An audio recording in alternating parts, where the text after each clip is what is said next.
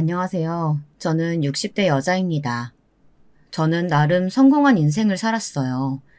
아는 사람은 아는 성공한 자수성가입니다. 헐어머니 밑에서 제대로 입지도 먹지도 못하던 어린 시절부터 늘 했던 다짐 같은 말이 있었어요.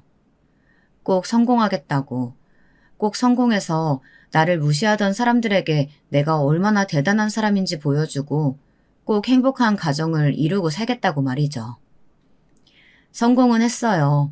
그것도 모든 사람들이 부러워할 만큼 크게 말이죠. 이 지역에서 손꼽히는 부동산 부자가 됐습니다. 근방에서 저를 모르는 사람이 없고 모두가 저를 대단하다고 치켜 세워줍니다. 과거에 저를 가난하다고 무시했던 친구들은 자신에게 뭐 하나 떨어질 게 없나 싶어 이제 제 눈치만 보고 제 말이면 껌뻑 죽어요. 이렇게만 말하면 모두들 너무 부러워할 겁니다. 모든 사람들이 꿈꾸는 인생일 테니까요. 하지만 저는 아직 불행해요. 아니, 정확히는 불행해졌습니다. 행복하던 시절도 있었어요. 막 돈을 벌어들이던 시절, 정말 일하는 게 너무 재밌기도 했었고, 남편을 만나 연애하던 시절에도 그랬습니다. 하지만 무엇보다 가장 행복했던 때는 저희 딸이 태어났을 때였어요. 어릴 때부터 나는 결혼도 일찍 할 거고 예쁜 딸 하나 낳아서 나는 못한 거 다 시켜주고 키워야지라고 생각했었거든요. 그래서 결혼하기 전에도 결혼을 하고 나서도 딸을 갖고 싶다고 매번 그렇게 노래를 불렀었습니다. 누군가는 이렇게 말한 적도 있었어요. 아들이 낫지 않아? 그 많은 돈이 사위께 되는 건데. 그게 왜 사위 거야? 딸한테 다 줄 건데.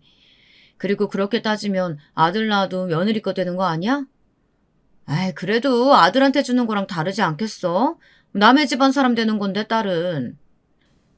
우리 딸 누가 남의 집안 사람 만든대? 내 집안 될 사위랑 결혼시키면 되지. 그 말 그대로 저는 사위 욕심이 크게 없었어요. 그냥 바른 사람이기만 하면 됐습니다. 오히려 사위의 집이 대단해서 딸이 뺏길까봐 무서워한 적은 있어도 좋은 집으로 시집 보내야겠다 생각한 적은 없었어요. 저는 남편이 걱정할 정도로 딸에게 지극정성이었어요. 정말 하고 싶다는 건 다 해주면서 키웠어요. 제일 좋은 걸로 먹이고 제일 좋은 걸로 입히고. 남들은 제가 어릴 때 못한 거 딸을 통해서 한풀이 한다고들 했지만 어떻게 말해도 상관없었습니다. 저는 정말 딸을 사랑했고 딸을 위해서라면 대신 죽을 수도 있었어요. 그렇게 다 해주면서 키우면 버릇 나빠진다고들 하는데 저희 딸은 그러지도 않았습니다. 항상 저와 남편에게 고마워했고 사랑한다고 했어요. 말도 잘 듣고 속 썩이는 거 하나 없이 정말 누가 봐도 사랑스러운 딸로 컸습니다. 내심 결혼을 안 했으면 하는 마음도 있었어요. 이렇게 평생 저희 세 식구가 도란도란 행복하게 살고 싶다 생각했습니다. 하지만 그렇게 끝나지 않을 것만 같았던 행복도 어느 날 예고도 없이 끝났습니다. 사고였어요.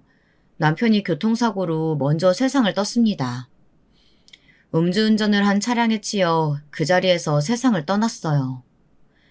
가장 행복할 때 내가 다 가졌고 다 이루었고 이제 더 이상은 바랄 게 없겠다 싶을 때 그런 일이 닥치더라고요. 너무 힘들었습니다. 정말 너무너무요. 사실 그게 가장 슬펐던 것 같아요. 아버지 없이 자란 내 팔자를 물려주는 것 같아서요. 닮은 게 없어서 지 엄마 팔자까지 닮나 싶어 너무 힘들었습니다. 합의금은 필요 없으니 최대한의 처벌을 내려달라고 탄원서도 쓰고 민사도 걸었어요. 할 수 있는 최대한의 돈을 써서 말이죠. 가해자와 그 식구들이 찾아와 무릎을 꿇고 용서해달라고 울었지만 해주지 않았습니다. 음주운전으로 한 가정의 생명을 박살낸 그 사람을 용서할 수가 없었거든요. 그 덕에 음주사고로 받을 수 있는 최대 형량을 받아냈어요. 물론 그마저도 납득할 수 없을 만큼 짧긴 했지만 말입니다. 남편이 죽고 찾아온 그 어둠 같던 시기, 우울증이 찾아왔어요. 저도 아이도 너무 힘들어했습니다. 특히 아빠와 사이가 너무 좋았던 딸이 너무너무 힘들어했어요. 그런 딸을 보며 미안한 마음에 매일 밤 울었습니다. 팔자 되물림 같다는 생각이 제 머릿속에 가득했죠. 어느 날 그렇게 말하며 울자 딸이 화들짝 놀라며 그러더라고요. 그게 왜 엄마 탓이야. 우리 아빠 빼앗아 간 건 그 음주운전자지 엄마 팔자가 아니야. 그런 소리 절대 하지 마. 난 한 번도 그런 생각 해본 적 없어.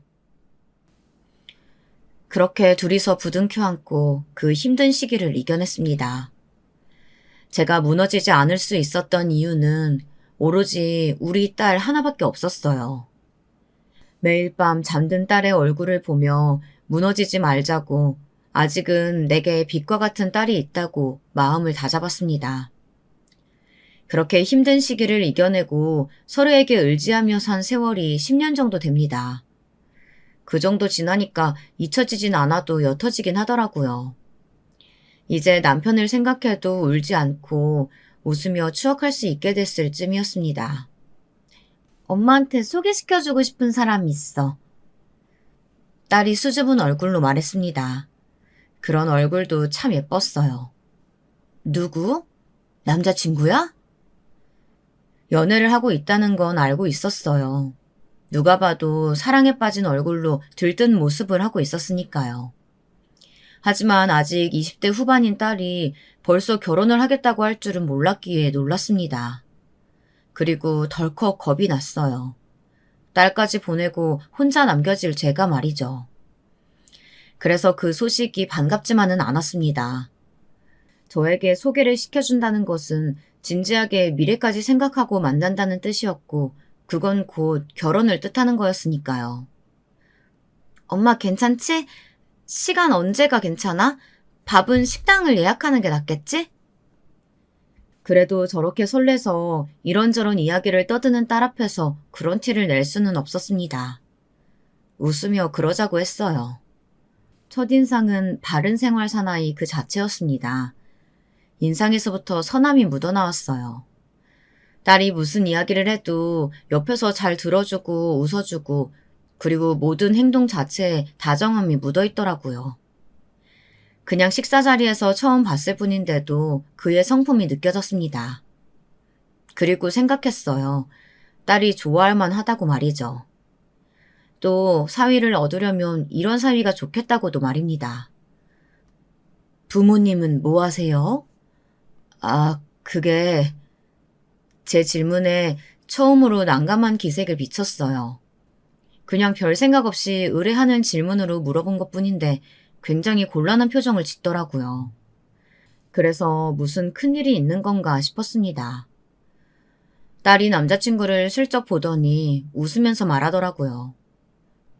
오빠, 그거 말하기 안 곤란해도 된다니까 그러네. 그걸 왜 그렇게 말하기 힘들어해. 딸아이의 그 말에 딸의 남자친구가 뒷머리를 긁적이더니 입을 뗐습니다. 어머님은 일찍 돌아가셨고 아버지는 지금 택시 운전하십니다. 아버지가 고생이 많으셨겠네. 네, 제가 세상에서 제일 존경하는 분이세요. 근데 밖에 나가서는 늘 이야기하지 말라고 하셔서 아들을 이렇게 잘 키우셨는데 그 마음이 이해가 되더라고요. 어디 가서 집안 사정 이야기하고 다니지 말라고 늘 저희 어머니도 저한테 말씀하셨거든요. 홀어머니 밑에서 자란 티, 가난한 티 내면 사람들이 무시한다고요. 물론 말하지 않아도 티가 났던 건지 모두들 무시하긴 했지만 말입니다. 우리 딸애랑은 결혼까지 생각하고 있는 건가? 아직 저희가 결혼이 급한 나이는 아니라서 저희 둘은 물론 서로에게 확신이 있지만 어머님이나 어르신들이 확신을 가지실 때까지 천천히 생각하고 있습니다. 믿음직했습니다. 그렇게 딸애와 딸의 남자친구는 양가에서 다 아는 연애를 1년 정도 한 것 같아요. 제 생일이나 어버이날 그리고 남편의 제사 같은 날엔 잊지 않고 찾아와서 함께 해주었어요. 또 주기적으로 제 안부를 챙기는 문자와 전화를 해왔습니다. 알면 알수록 정말 좋은 사람 같았어요. 결혼을 시킨다면 이 이상은 없을 것 같다 생각하던 어느 날이었습니다. 어머님, 저희 결혼하고 싶습니다. 기다렸다는 듯 허락했어요. 딸애가 나가고 혼자 이 큰 집에 남겨질 것이 너무 걱정됐지만 그래도 그것보다 딸의 행복과 이런 좋은 사이를 본다는 게 더 좋았어요. 하지만 그런 제 걱정이 무색하게 너무나 고마운 말을 하더라고요. 신혼살림은 어머님 댁에서 차려도 될까요? 너무 놀랐습니다. 한 번도 생각해 본 적 없었거든요. 물론 그러고 싶은 마음은 컸지만 그래도 시댁 어르신들도 있고 하니 고민조차 해본 적이 없었습니다. 나야 괜찮지만 시댁 어른들이 서운해 하시지 않겠나? 저희 아버지께서 먼저 그 편이 좋지 않겠냐 하셨어요. 물론 저도 같은 생각이었고요.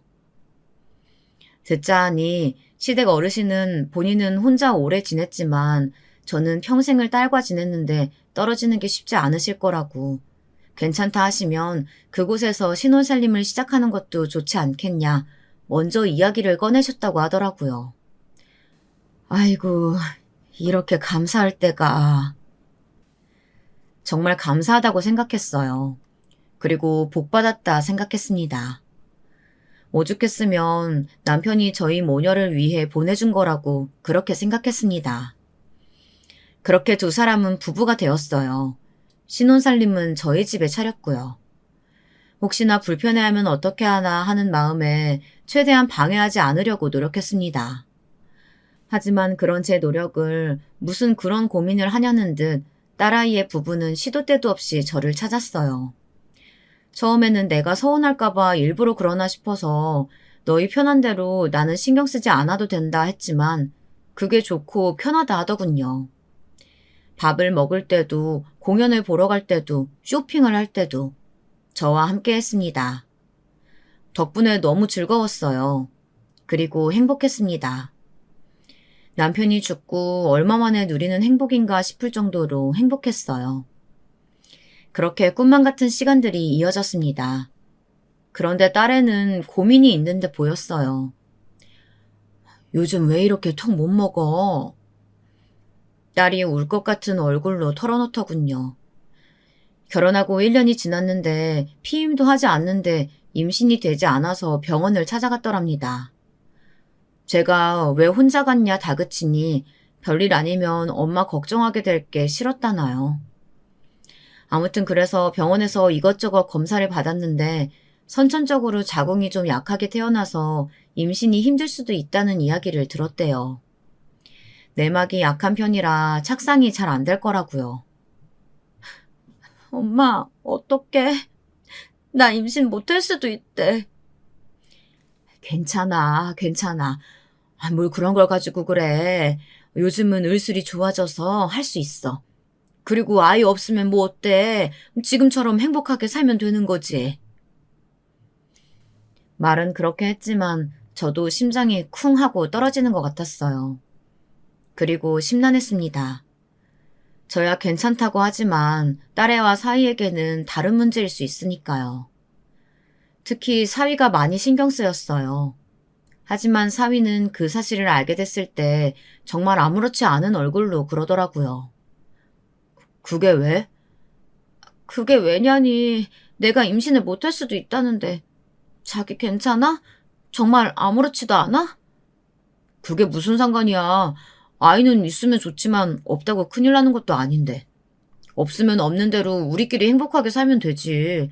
뭐 큰일도 아닌 거 가지고 그렇게 며칠을 싸잡고 고민하고 힘들어했어. 아휴, 정말 너무너무 고마웠습니다.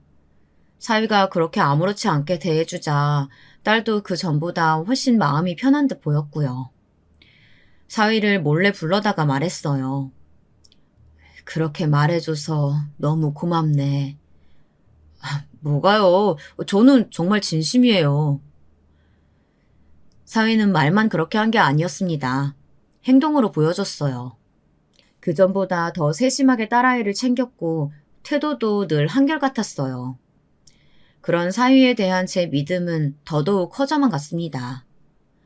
아이가 없어도 지금처럼 행복하게만 살면 좋겠다고 생각했어요.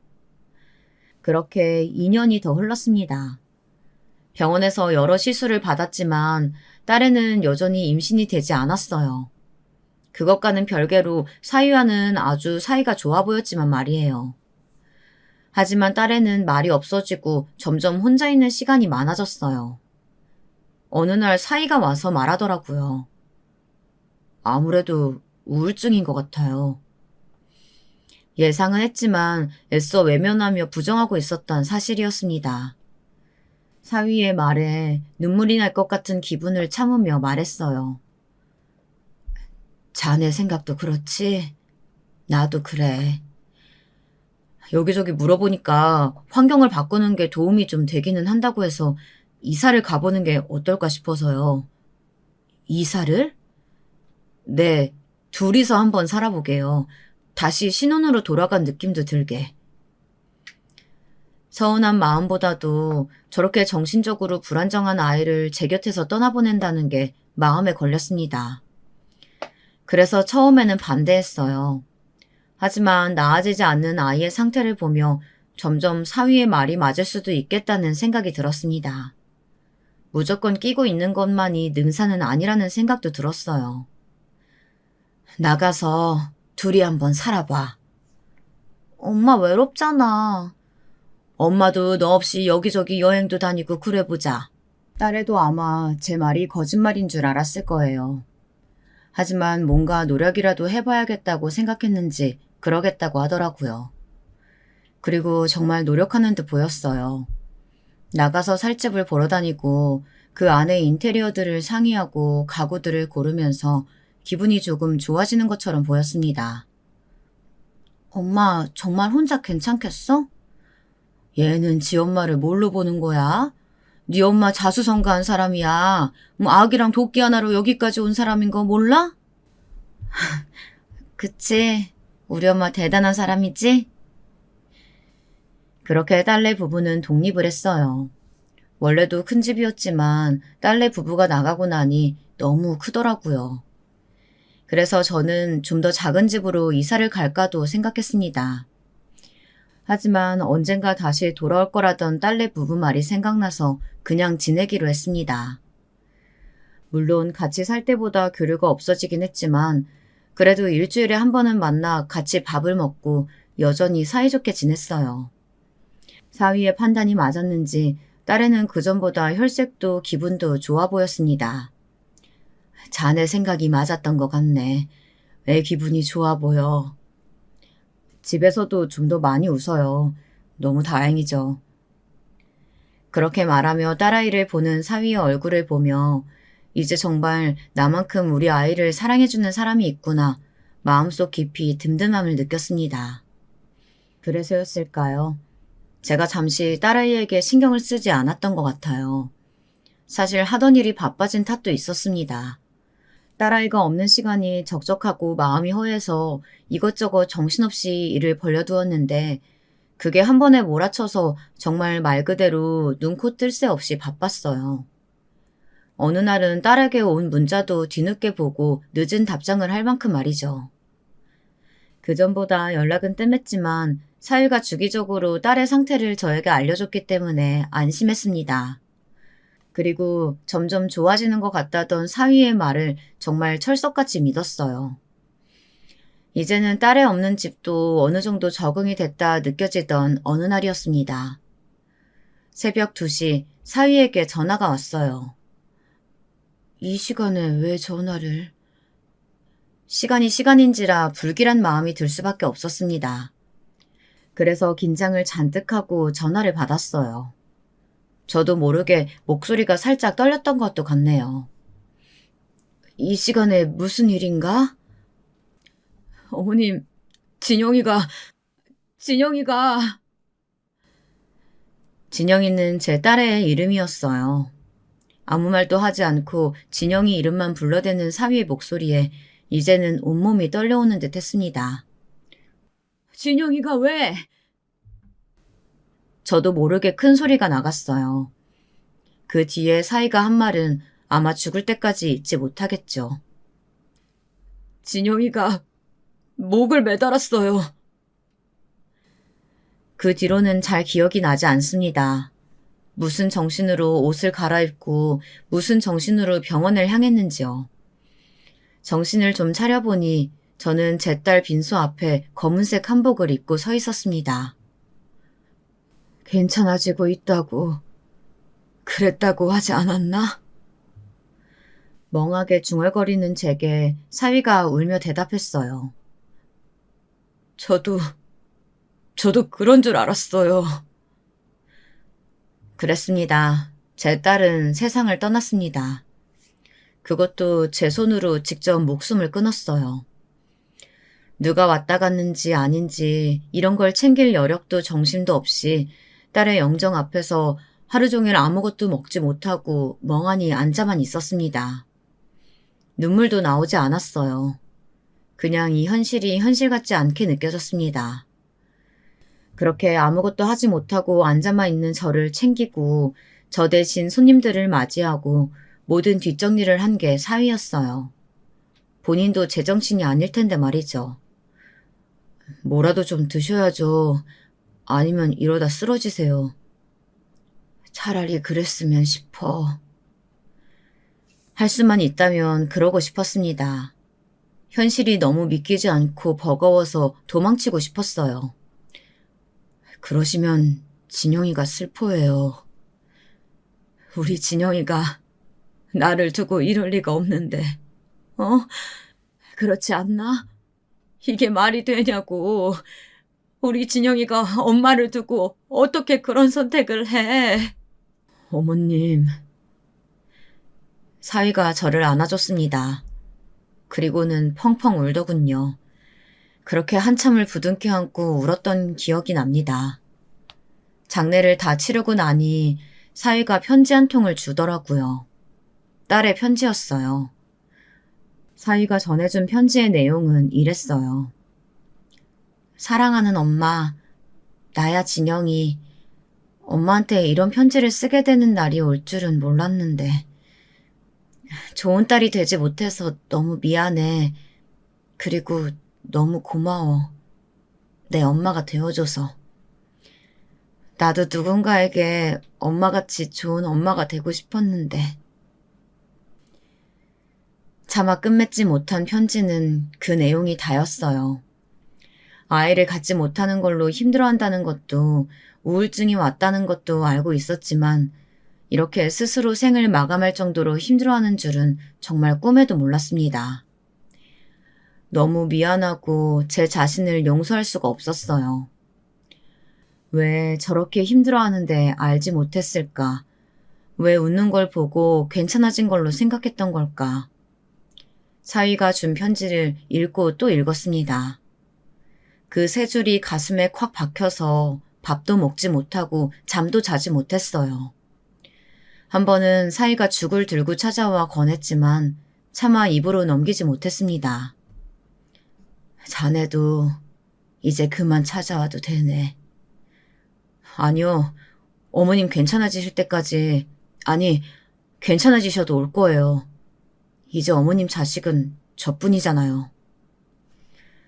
그렇게 사위는 틈만 나면 저희 집에 뭔가를 사들고 들렀어요. 하지만 저의 고통은 나아지지 않았습니다. 하던 일도 그만두고 방에만 틀어박혀 있었습니다. 그렇게 하루 이틀 시간이 지나다 보니 이 현실이 실감이 났습니다.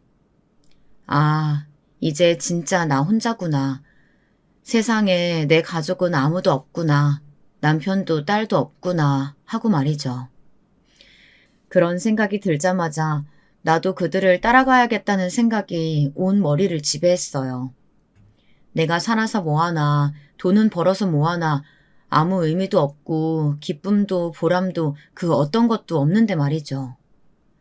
살아있는 게, 숨을 쉰다는 게 더 고통스러웠습니다. 죽기로 마음먹은 다음 날 변호사를 불렀어요. 유사시에 내 재산의 반은 기부를 하고 반은 사위에게 주는 걸로 유언장을 바꿀까 해요. 반이나요? 진심이세요? 이제 물려줄 자식이 있는 것도 아니고 사위가 그동안 아들처럼 저희 모녀에게 너무 잘했으니까 그 정도는 받아도 된다고 생각해요. 사장님 반이라고 해도 100억이 넘어가는 돈이에요. 신중하게 생각하시고 충분히 많이 생각했습니다. 일단 유언장 내용부터 바꿨어요. 원래는 전 재산을 딸에게 주는 걸로 되어 있었는데 반은 기부하고 반은 사위에게 주는 걸로 말이죠. 어차피 물려줄 누군가가 있는 것도 아니고 죽을 생각을 한 마당에 100억, 200억 하나도 와닿지 않았습니다. 그냥 이 돈으로 남겨진 사위라도 행복하게 살았으면 하는 마음이었어요. 그렇게 유언장을 수정하고 집으로 돌아와 침대에 누웠습니다. 마음을 먹고 나니 그제야 잠이 쏟아지더라고요. 그렇게 얼마나 잤을까요? 띵동, 누군가가 벨을 누르는 소리에 일어났습니다. 사모님 안녕하세요. 저희 집 일을 봐주시던 파출부 아주머니셨어요. 저희 집 일만 15년 이상 봐주신 분이셨습니다. 딸아이를 거의 저랑 같이 키워주신 분이세요.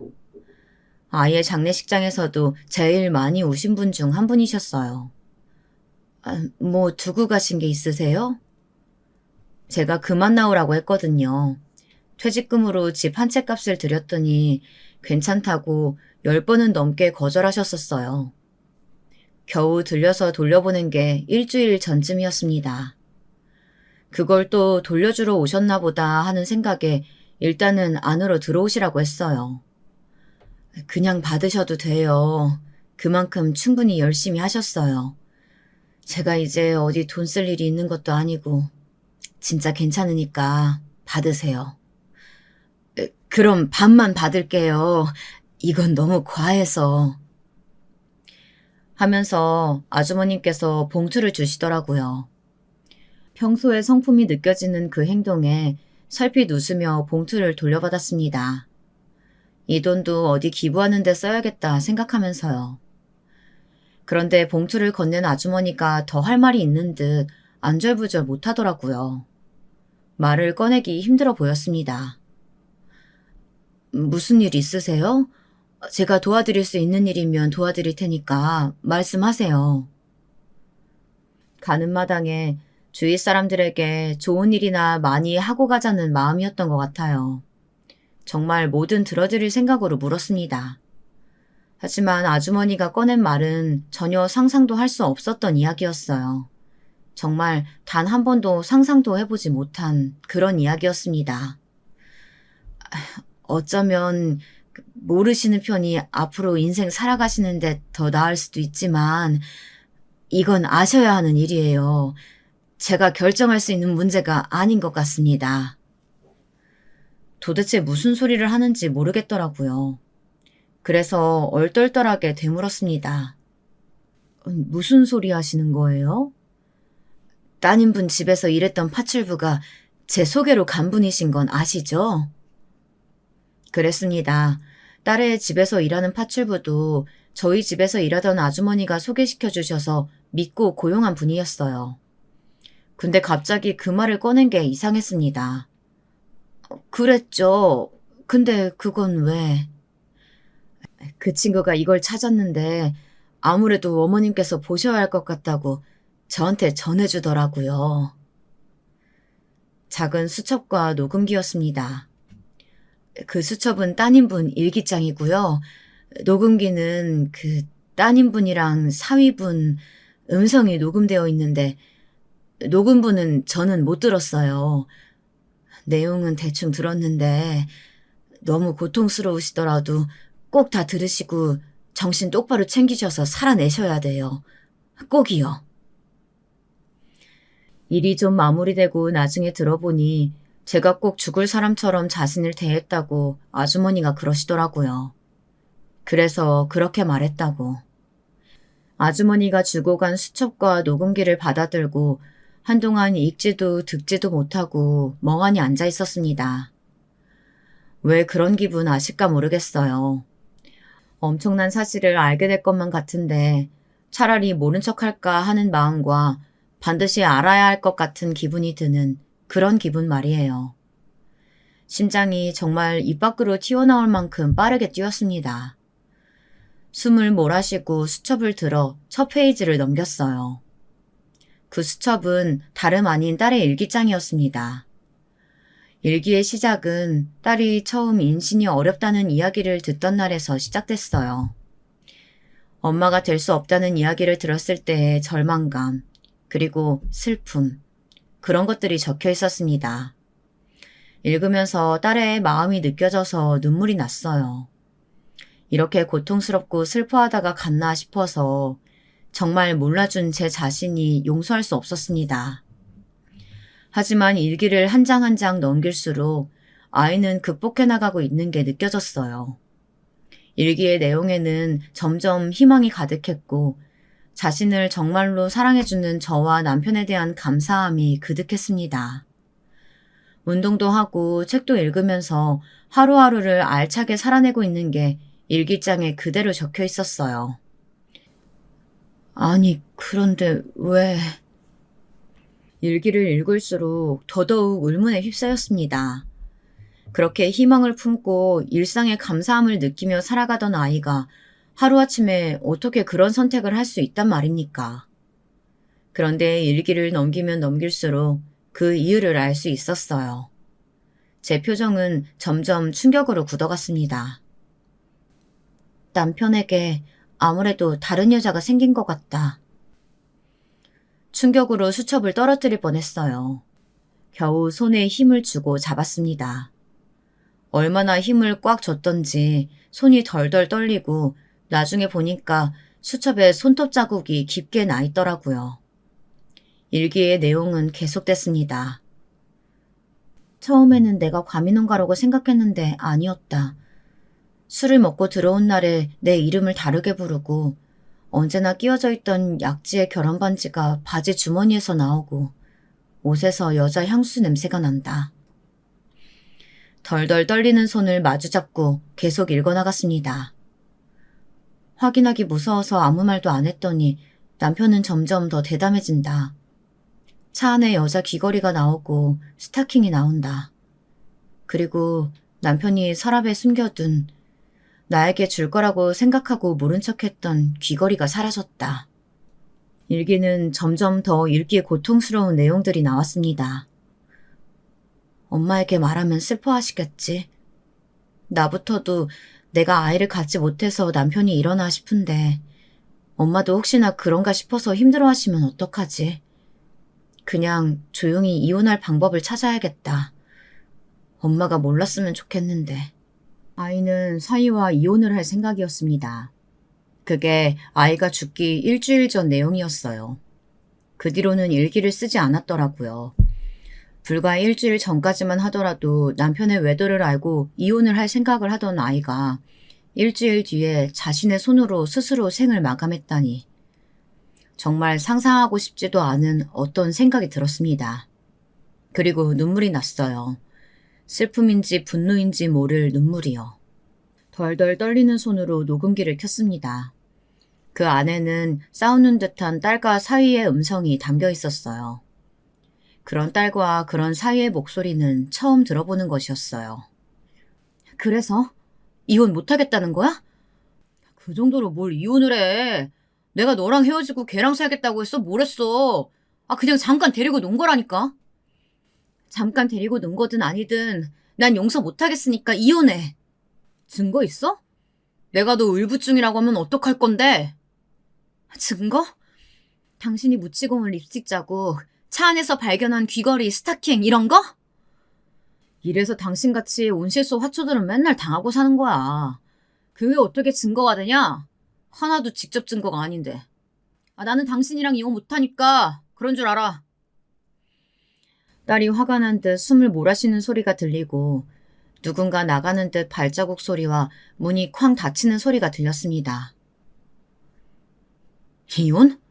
이혼을 왜 해 내가? 그 다음에 들려오는 목소리를 들으니 딸아이가 나간 것 같더라고요. 여기까지도 충분히 충격적이라 이게 꿈인지 현실인지 구분이 가지 않는 차였는데 그 다음에 사위의 목소리에는 정말 이게 꿈이라면 누군가 당장 나를 깨워줬으면 할 만큼 충격적이었습니다. 가만히 있으면 이 재산이 다 내 건데 내가 너랑 이혼을 왜 하냐? 차라리 널 죽이고 말지. 충격적이다 못해 무서운 말이었어요. 상상도 못했던 말이었습니다.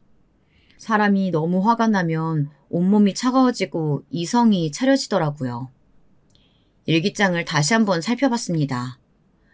일기장 종이가 어디서 많이 보던 것이었어요. 방 안으로 들어가 사위가 전해준 딸의 편지를 봤습니다. 그 일기장 종이와 같은 것이었어요. 사위는 저한테 마치 딸이 죽기 전에 쓴 편지인 것처럼 딸의 일기를 준 것이었습니다.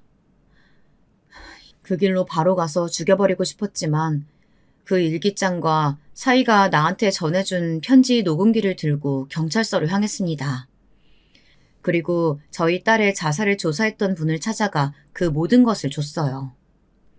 녹음본을 듣던 형사분의 얼굴이 굳더니 제게 묻더군요. 따님분 화장 안 하셨죠? 사위가 화장을 하라고 그랬어요. 근데 제가 하지 않겠다 했었습니다. 애 아빠 옆에 묻고 싶다고요. 그때 사위가 떨떠름한 표정을 지었던 게 그제서야 기억이 났어요. 아무 생각 없이 아이가 아빠를 너무 좋아했으니 아이의 아빠가 묻힌 남편 집안에 선산을 묻겠다고 한 게 이렇게 다행일 줄이야. 일단 부검부터 진행하시고 재수사 들어가시죠. 사위분 소환부터 하고요. 그렇게 제 딸에 대한 재수사가 시작됐습니다. 딸에 대한 재수사가 진행되자마자 사위는 그전에 제가 알던 모습과는 정말 180도 달라졌어요. 미칠 거면 곱게 미치지. 왜 생사람을 잡고 난리야. 모녀가 쌍으로. 자네 말 다 했나? 못했는데? 불쌍해서 잘해준 걸로 사랑한다, 좋아한다, 결혼하자. 그랬던 건 댁내 따님이었다고요. 제가 알던 그 사람이 맞나 싶더라고요.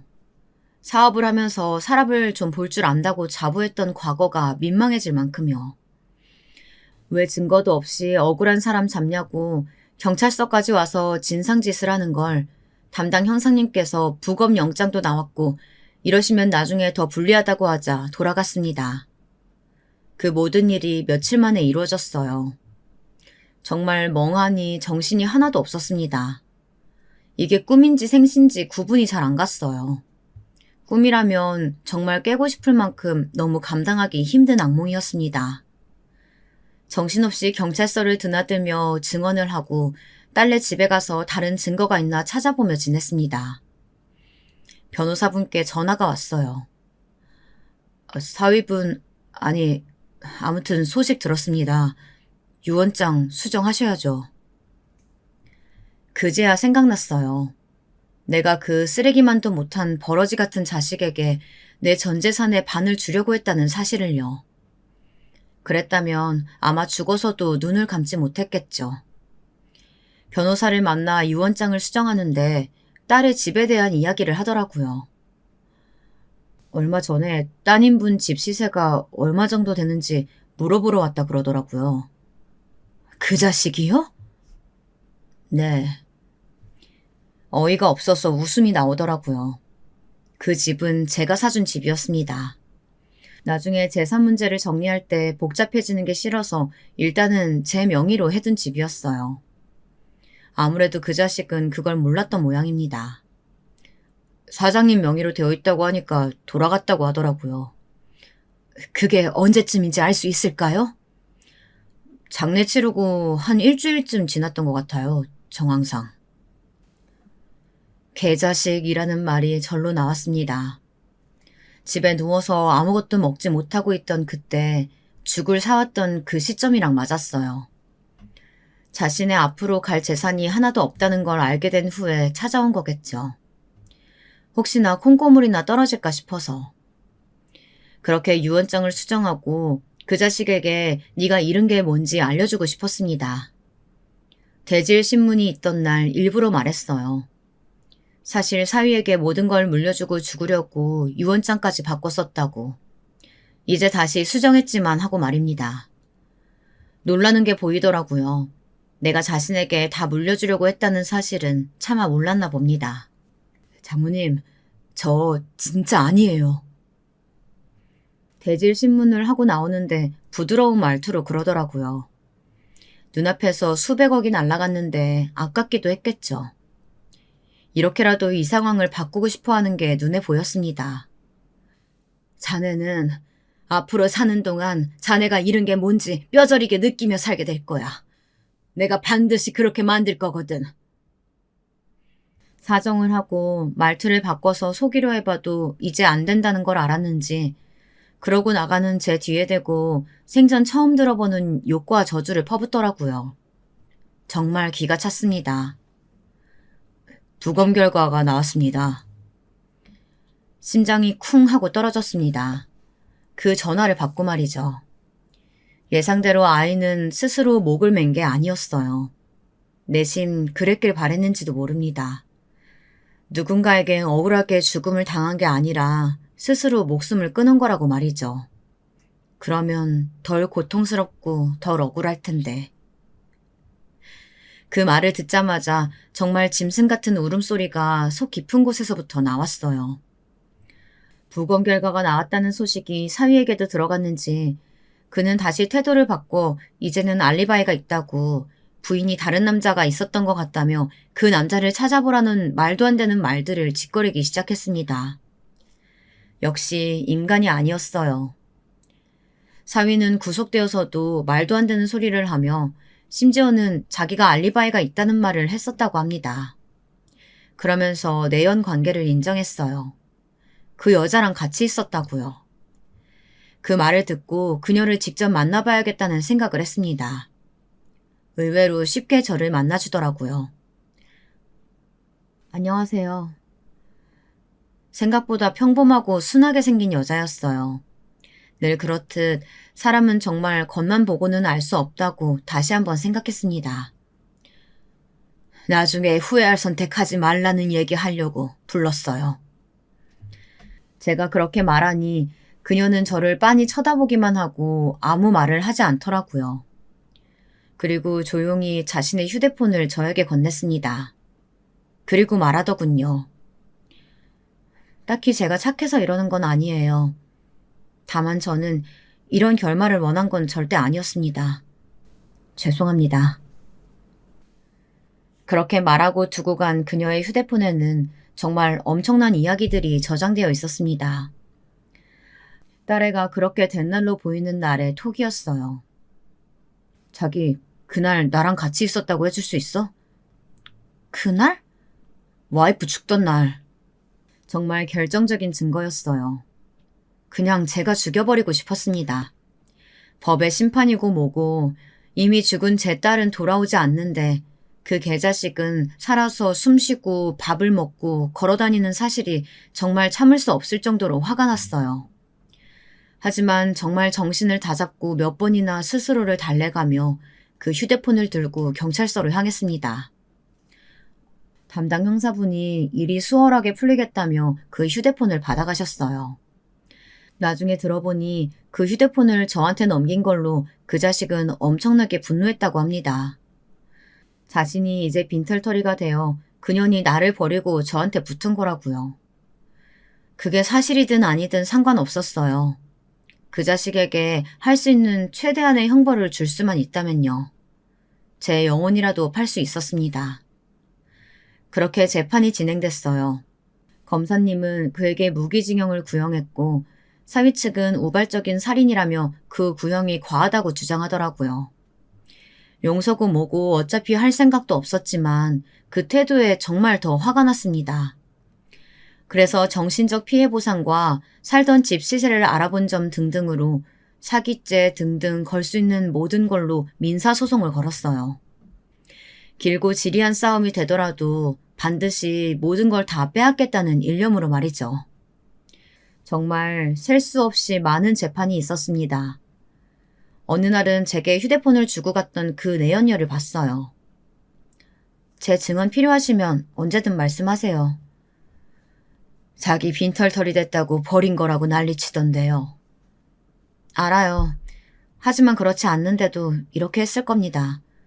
사람이 사람을 그렇게 한 건 용납하고 말고 할 문제가 아니잖아요. 다시 한번 죄송합니다. 물론 그 내연녀의 잘못이 아예 없다고 할 수는 없겠지만 그녀의 머리채를 잡고 흔들고 싶은 마음은 들지 않았어요. 그래서 그냥 고개를 끄덕였습니다. 재판이 진행되는 과정에서 사돈을 만났습니다. 그분도 마음고생을 심하게 하신 건지 머리가 다 하얗게 새셨더라고요. 저를 보자마자 괴로운 얼굴로 울면서 무릎을 꿇으셨어요. 눈물이 나왔습니다. 너무 미웠어요.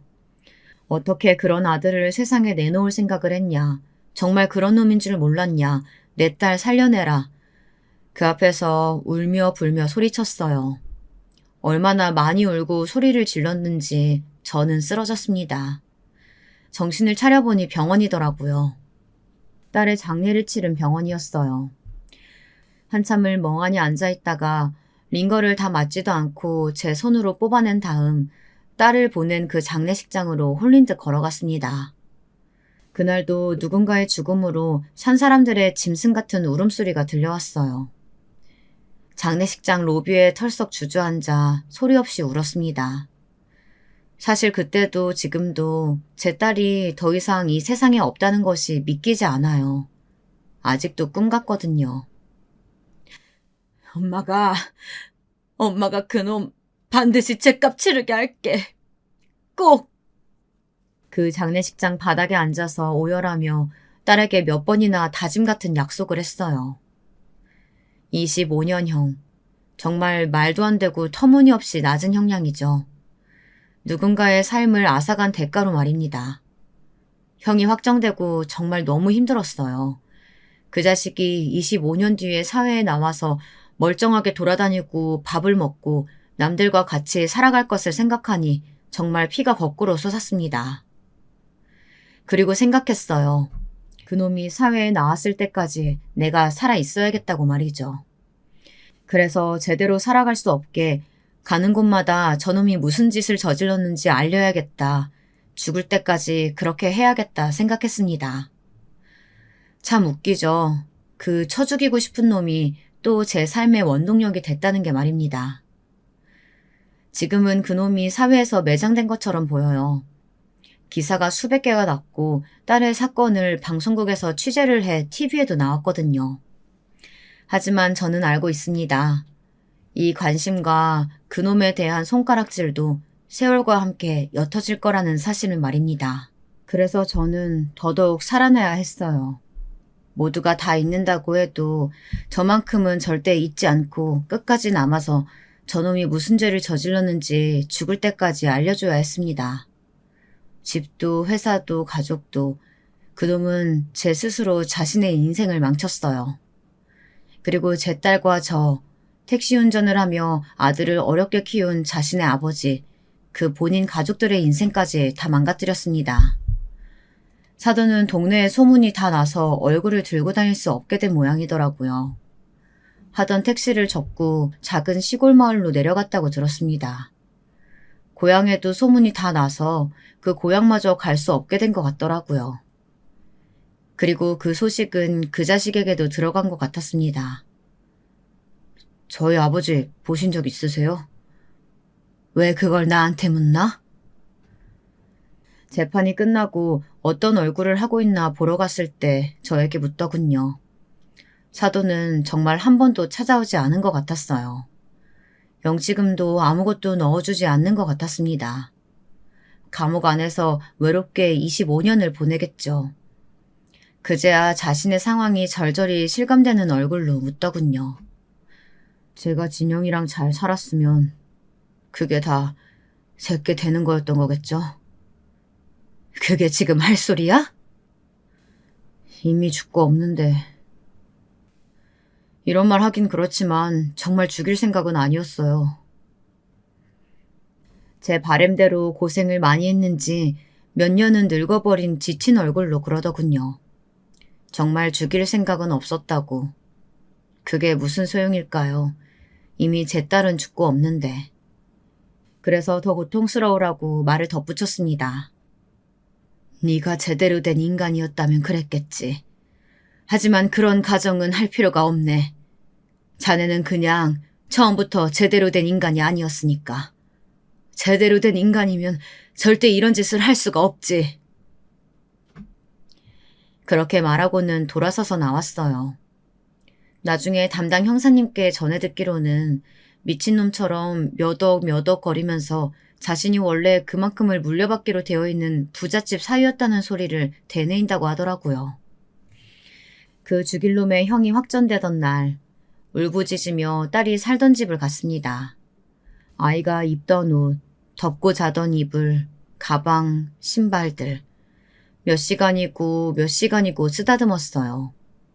마치 당장이라도 저 문을 열고 엄마 하고 들어올 것만 같았습니다. 다 정리가 되니 이제 다시 죽고 싶다는 마음이 불쑥 올라왔어요. 그 개자식보다 오래 살아서 가는 길마다 불행하게 해주겠다는 다짐을 했었지만 딸의 흔적을 하나하나 보다 보니 그 고통 속에서 살 용기가 나질 않았습니다.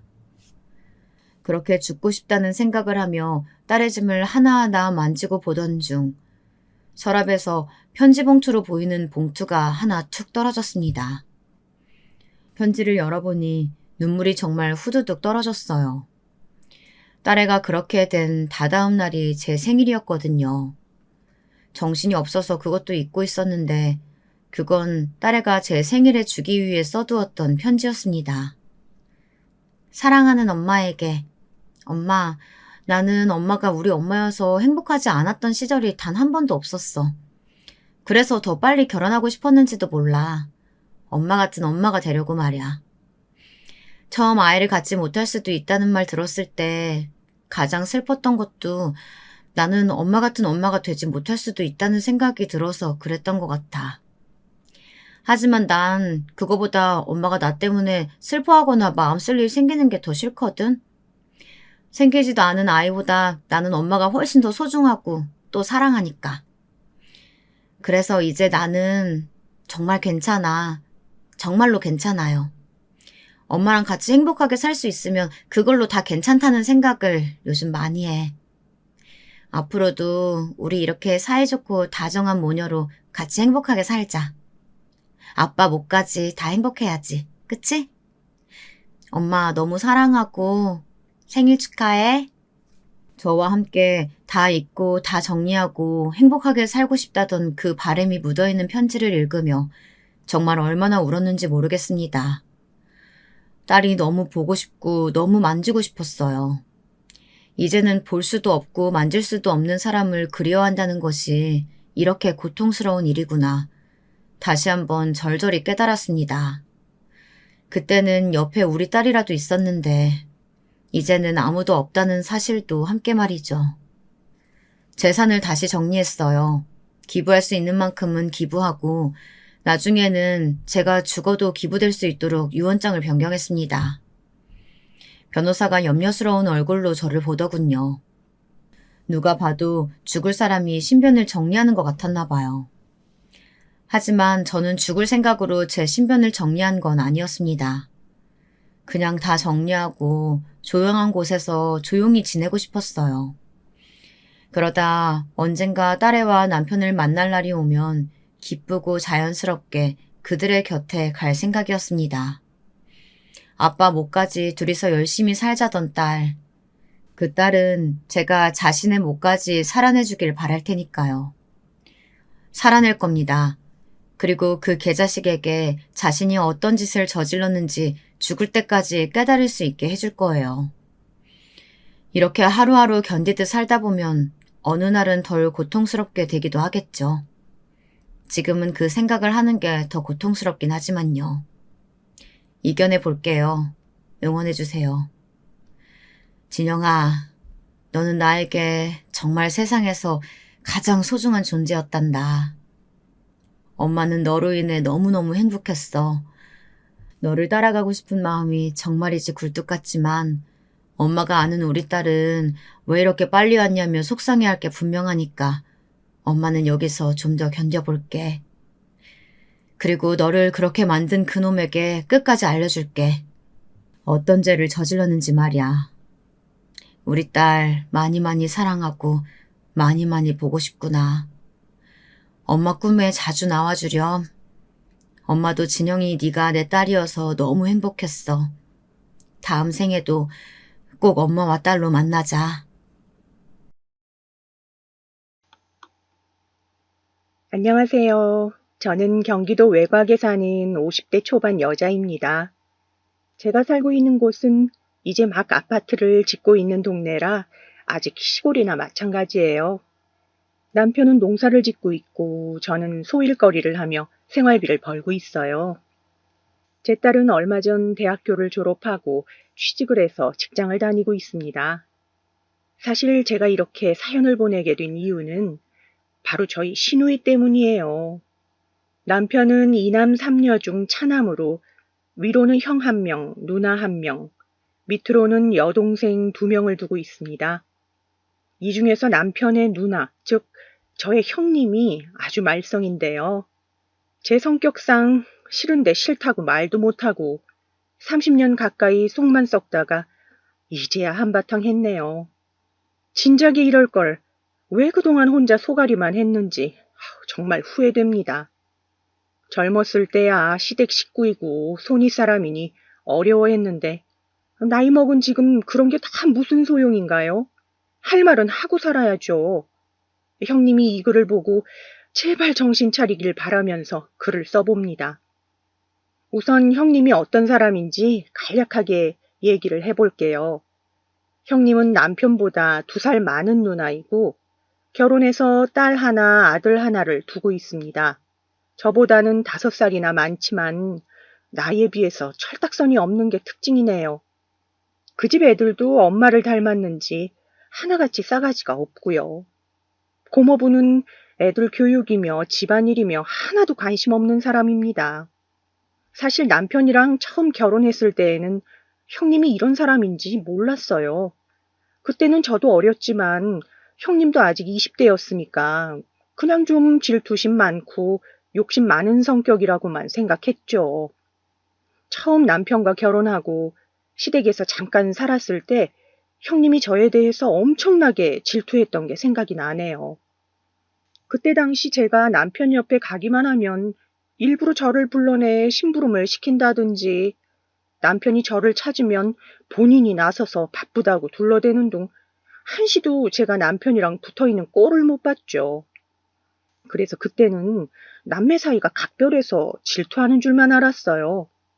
그런데 나중에 남편한테 물어보니까 딱히 그런 것도 아니었더라고요. 그냥 집안에 새로운 여자가 한 명 들어오니까 관심이 그쪽에 쏠리는 게 싫었던 것 같아요. 제가 임신하고 나서는 더욱더 질투가 심해졌어요. 남편이 제가 먹고 싶은 것을 사다 주기라도 하는 날에는 어머, 이거 내가 제일 좋아하는 건데 라고 하면서 홀라당 자기가 먹어버리고 남편이 저에게 자상하게 대해주는 걸 볼 때면 어이구 누가 보면 세상에서 혼자만 임신한 줄 알겠다라고 하면서 핀잔을 주었습니다. 저는 형님이 그럴 때마다 기분이 나쁘고 난처했지만 손이 사람이라 어찌할 방법이 없었어요. 그나마 다행이었던 건 아이를 낳고 나서 아버님이 집을 해주셔서 따로 분가할 수 있게 된 거였죠. 더 이상 형님과 한 집에서 살지는 않아도 됐으니까요. 그리고 분가 후 형님과 같이 지내지 않으니 한결 살 것 같더라고요. 임신해서 몸은 무겁지만 마음은 편하니 그렇게 좋을 수 없었습니다. 가끔씩 임신한 몸을 이끌고 시댁에 방문할 때면 형님이 또 시덥잖은 핑계로 저한테 일을 시키거나 잔소리를 하긴 했지만요. 그리고 몇 달 후 저는 예쁜 딸아이를 낳게 되었습니다. 그런데 하필 아이를 낳은 지 얼마 안 돼서 형님의 결혼식이 있었어요. 저는 아직 몸이 회복되지 않아 도저히 갈 수가 없었죠. 그때도 가족끼리 행사도 참여 안 한다고 얼마나 구박을 들었는지 몰라요. 저도 웬만하면 가고 싶었는데 갓난쟁이 봐줄 사람도 없고 저도 삭신이 쑤셔 먼 거리를 움직일 엄두가 나질 않더라고요. 그래도 없는 형편에 돈을 쥐어짜내어 세탁기 한 대는 해주었습니다. 제가 결혼할 때는 형님한테서 받은 거 하나 없지만 그래도 남편이 누나인데 챙겨야 한다면서 가전 하나 해주자고 해서요. 아무튼 형님은 혼전 임신으로 결혼한 터라 제가 출산한 해에 똑같이 딸 하나를 낳았어요. 형님네 집이 저희 집과 가까워 애들끼리 친하게 지내면 좋겠다고 생각했죠. 그리고 애들 키우면서 자연스레 왕래가 많아지더라고요. 주로 형님이 저희 집에 놀러 오는 일이 많았습니다. 형님은 고모부가 출근하시면 애 밥만 먹이고 바로 저희 집에 데리고 오셨어요. 그런데 이게 말이 놀러 오는 거지. 알고 보면 그냥 저한테 애를 맡기러 오는 것 같더라고요. 형님은 저희 집에 오자마자 하는 말이 늘 비슷했어요. 올케 나왔어. 어제 늦게 잤더니 너무 피곤하네. 난 한숨 잘 테니까 우리 민정이 좀 봐줘. 점심 먹을 때 깨우고. 형님은 맨날 피곤하다는 둥, 컨디션이 안 좋다는 둥 하면서 들어오자마자 조카를 저에게 맡기고 소파에 드러눕는 게 일상이었죠. 처음에는 진짜로 피곤하신가 보다 하고 네, 민정이는 제가 잘 보고 있을 테니까 푹 쉬세요 라고 하고선 이불도 덮어드리곤 했는데 이게 반복되다 보니까 좀 얄밉더라고요. 그런데 소심한 제 성격에 한마디 하지도 못하고 그냥 한숨만 푹푹 쉬었습니다. 그래도 조카가 제 딸이랑 잘 노는 걸 보면 예쁘더라고요. 점심때가 돼가면 애들이 사고나 치지 않을까 눈으로는 예의주시하면서도 틈틈이 반찬거리를 만들었습니다. 그리고 형님을 깨우면 형님은 입가에 흘린 침을 쓱 닦고선 하품을 하며 식탁에 앉았죠. 형님은 제가 만든 밥을 먹으면서 음식 타박도 종종 했어요. 아우, 이건 애들이 먹기에 좀 짜다 얘. 넌 시집 온 지가 언젠데 아직도 이렇게 음식 실력이 형편없니? 그러지 말고 주말에 우리 엄마한테 가서 좀 배워. 형님은 제 음식이 짜다는 둥 달다는 둥 한 번을 맛있다는 소리를 안 하시더라고요. 그렇다고 직접 해드시지도 않으면서 형님은 저희 집에 맨날 놀러 오면서도 먹을 거 하나 싸운 적이 없었어요. 늘 저희 집에 있는 음식만 축낼 뿐이었죠. 가끔은 피자나 치킨을 시켜 먹자고 하는데 형편이 어려웠던 저는 그때마다 참 곤란했습니다. 아버님이 큰아주버님한테만 재산을 다 주시고 저희한테는 지금 살고 있는 집 하나만 주셨거든요. 게다가 남편이 농사를 짓고 있는데 그렇게 잘 되는 건 아니어서 세 식구 겨우 입에 풀칠하는 수준이었어요. 그런데 형님은 맨날 와서 음식을 축내기만 하지 자꾸 뭘 사 먹자고 하지. 이러니까 제 속이 안 답답하겠어요. 형님은 저희 형편 뻔히 알면서도 왜 자꾸 그러시는지 정말 이해할 수 없더라고요. 그래도 동네에 또래 친구가 없던 제 딸이 조카랑 매일 같이 놀 수 있어서 그것만으로도 좋았는데 애들이 점점 커가면서부터는 서로 사이가 안 좋아지기 시작했어요. 조카가 제 딸보다 생일은 느렸어도 덩치나 키는 더 컸는데 욕심이 어찌나 많은지 제 딸 장난감을 그렇게 뺐더라고요. 그때 당시 유행하던 만화 영화가 있었는데 제 딸이 거기에 나오는 요술봉을 너무 갖고 싶어 했어요. 한 달 내내 노래를 부르길래 어쩔 수 없이 비상금 탈탈 털어서 사주었죠. 그리고 조카가 올 때는 혹시나 뺏길까봐 침대 밑에 숨겨놓았는데 이게 웬걸? 이 여우 같은 기집애가 귀신같이 그걸 찾아서는 홀랑 뺏어간 거 아니겠어요? 요술봉을 조카에게 뺏기고 자지러지게 우는 딸을 달래느라 정말 혼났습니다. 저는 요술봉을 등 뒤에 숨기고 제 딸에게 메롱을 하고 있는 조카를 잘 타일러 봤어요. 민정아, 이거 우리 수희가 아끼는 요술봉인데 혼자만 갖고 있지 말고 둘이서 사이좋게 갖고 놀자. 제가 조카에게 웃으며 상냥한 목소리로 얘기했지만 조카는 입을 삐죽 내밀고는 고집을 부리더라고요. 싫어, 이거 내 거야. 내가 공주님이란 말이야. 조카가 고집을 부리자 제 딸은 더욱더 숨 넘어갈 듯 울었어요. 제가 형님께 조카한테 얘기 좀 잘해주라고 부탁하자 형님은 오히려 이렇게 말하더라고요. 어머, 옳게. 가족끼리 왜 이래? 수희 거가 민정이 거고 다 그런 거지. 장난감 좀 쓴다고 달니? 그러게 왜 애 보이는데 놔두고 그래? 이거는 우리 민정이 주고 수희는 똑같은 거 하나 더 사주면 되지. 유난이다 정말. 우리 민정이가 쓰는 게 그렇게 아깝니? 옳게 진짜 서운하다. 저는 형님의 말에 할 말을 잃었어요. 더 이상 뭐라고 반박해야 될지를 모르겠더라고요. 어쩔 수 없이 저는 제 딸을 품에 안고 다독거리는 수밖에 없었습니다. 우는 딸아이를 진정시키는 데에는 한참이 걸렸어요. 그리고 결국 형님은 그날 그 요술봉을 집에 갈 때 홀랑 가져가 버리더라고요. 그리고 그날 저녁 빨래를 개고 있는 저에게 딸아이가 와서 우물쭈물 하더니 이렇게 말하더라고요. 엄마, 앞으로 민정이랑 안 놀면 안 돼요? 나 민정이 싫어. 저는 아이의 말에 깜짝 놀라 하던 일을 멈추고 아이에게 물었어요. 수희야, 민정이가 왜 싫어? 장난감 가져가서 그래? 그랬더니 딸아이는 예상치 못하게 이런 말을 하더라고요. 장난감도 가져가고 내 스케치북에 낙서도 하고 엄마가 안 볼 때 나를 막 꼬집는단 말이야. 그리고 고모도 무서워서 싫어. 저는 조카가 딸아이를 꼬집는다는 말에 깜짝 놀라 아이의 옷을 벗겨 여기저기 살펴보았지만 특별히 상처 같은 건 안 보이더라고요. 아이가 거짓말을 할 리는 없겠지만 겉으로 티가 나질 않으니 긴가민가 했어요. 그리고 저는 그날 계속 고민을 하다가 퇴근하고 온 남편에게 얘기했습니다. 여보, 형님 말인데 우리 집에 놀러 오는 횟수를 조금 줄였으면 좋겠어. 우리 수희도 민정이랑 노는 거 별로 안 좋아하고 또 식비가 이중으로 드니까 생활비도 모자라고 해서 당신이 좀 얘기해주면 안 될까? 아니, 그럼 누나 보고 오지 말라고 하라는 거야, 지금? 애들끼리 같이 놀면 좋잖아. 당신이 좀 참아봐. 애들이 놀다 보면 싸울 수도 있는 거지.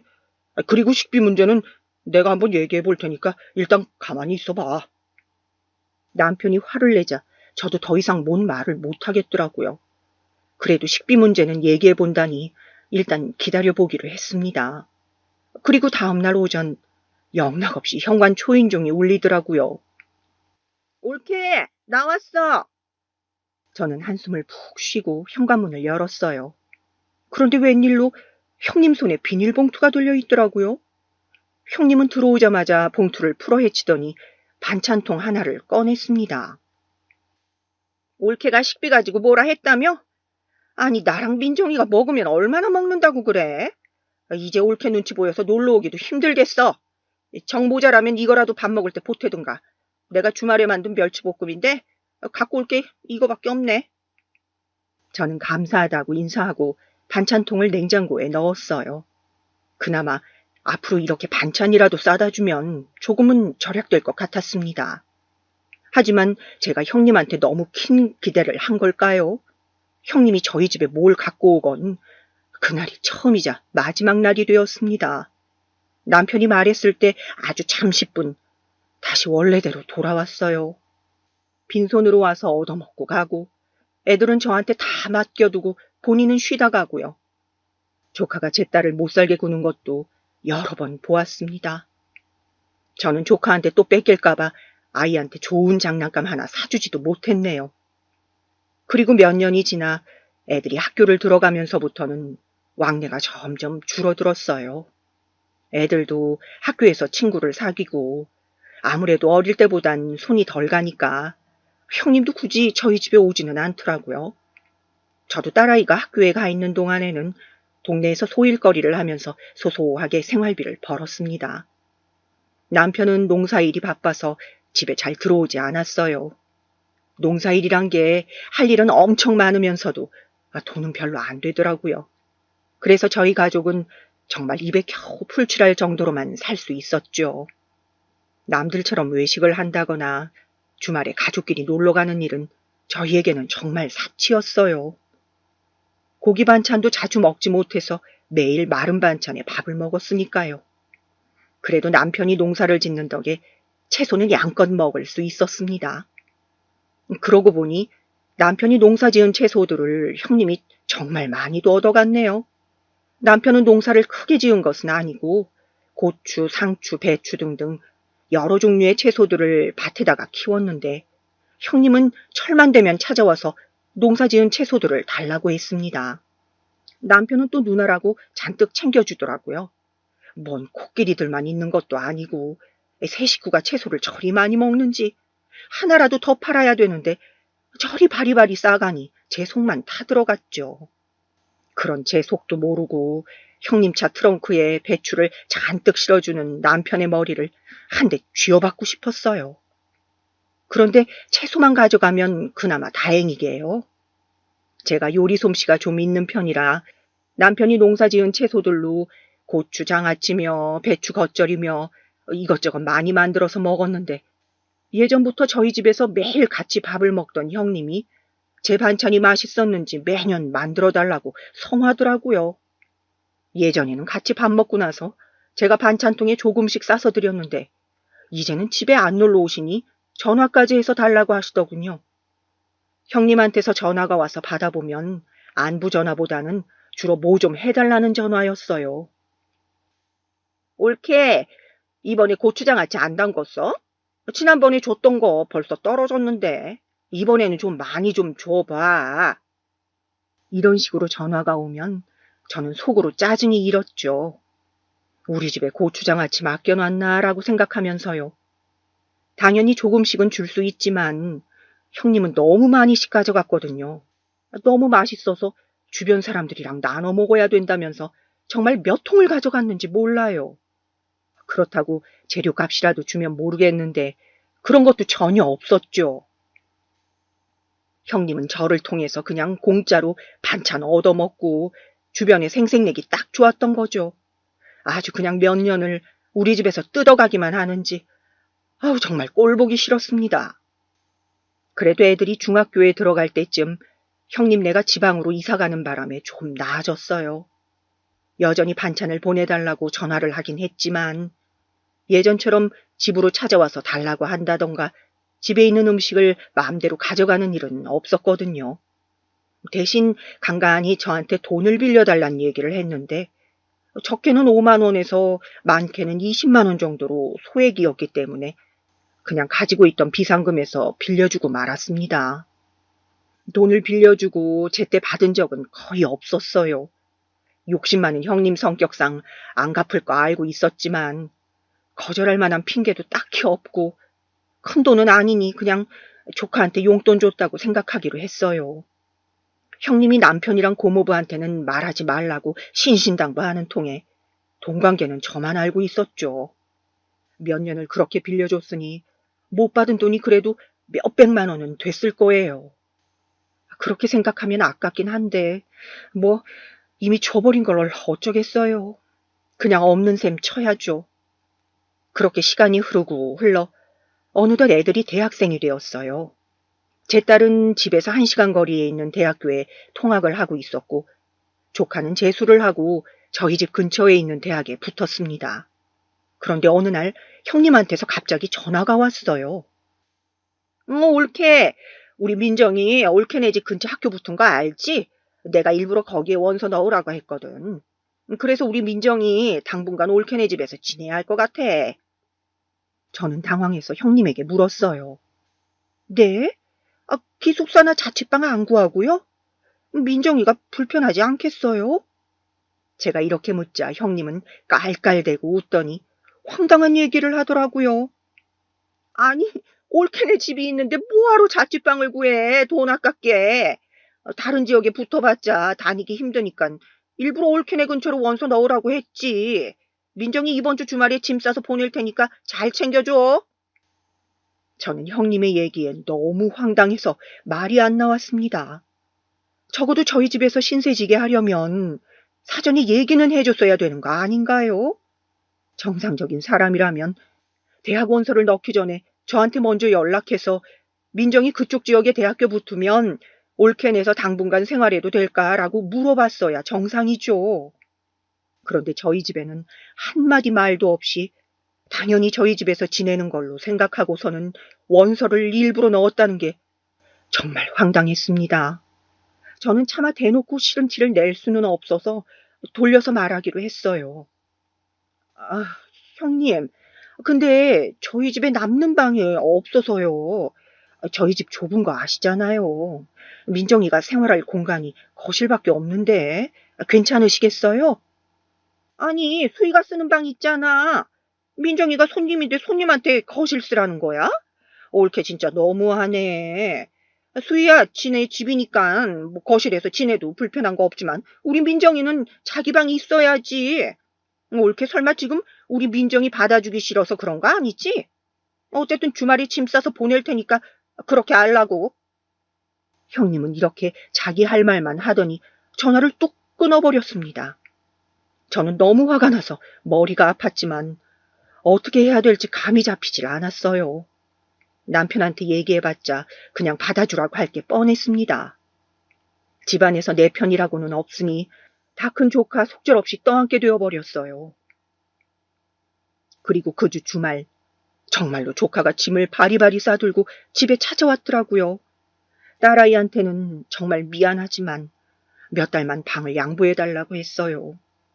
조카가 정확히 얼마나 살겠다고 기간을 정하고 온 건 아니지만 그래도 몇 달 살다 보면 지가 불편해서라도 먼저 나갈 것 같았거든요. 적어도 제 생각엔 그럴 것 같았어요. 그리고 그날 이후로 우리 가족은 조카와 동거를 시작했습니다. 조카가 저희 집에 처음 온 날 형님은 잘 부탁한다는 전화 한 통 없더라고요. 생활비에 대한 언급도 일절 없었고요. 아무리 친척이어도 자식을 남의 집에 맡기는데 생활비는 주고 맡겨야 정상 아닌가요? 어린아이도 아니고 성인인데 말이죠. 오히려 생활비 준다고 했으면 제 쪽에서 먼저 거절하고 좋게 좋게 지냈을 거예요. 근데 당연히 공짜로 지내게 해줘야 되는 걸로 아는지 이런 방구 없는 걸 보고 정말 괘씸했습니다. 그리고 만약에 조카가 싹싹하기라도 했더라면 형님이 덜 괘씸했을 거예요.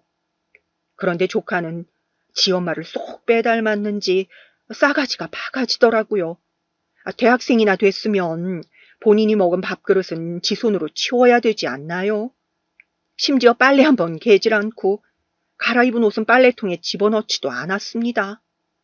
학교는 공부하러 다니는 건지 아니면 술 마시러 다니는 건지 매일 술만 친탕 먹고 와서는 바닥에다가 옷을 훌러덩 벗어놓고 자느라 바빴어요.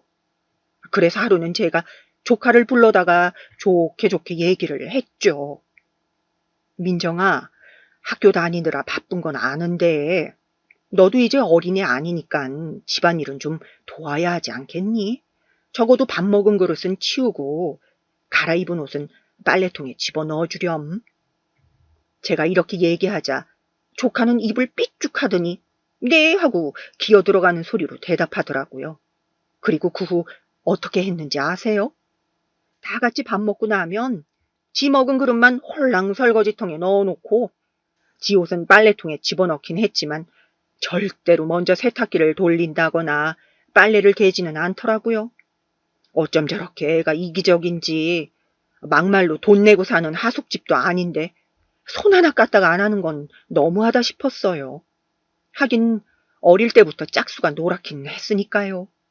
그런데 조카가 저희 집에서 지내는 기간이 길어질수록 점점 불화가 생기기 시작했습니다.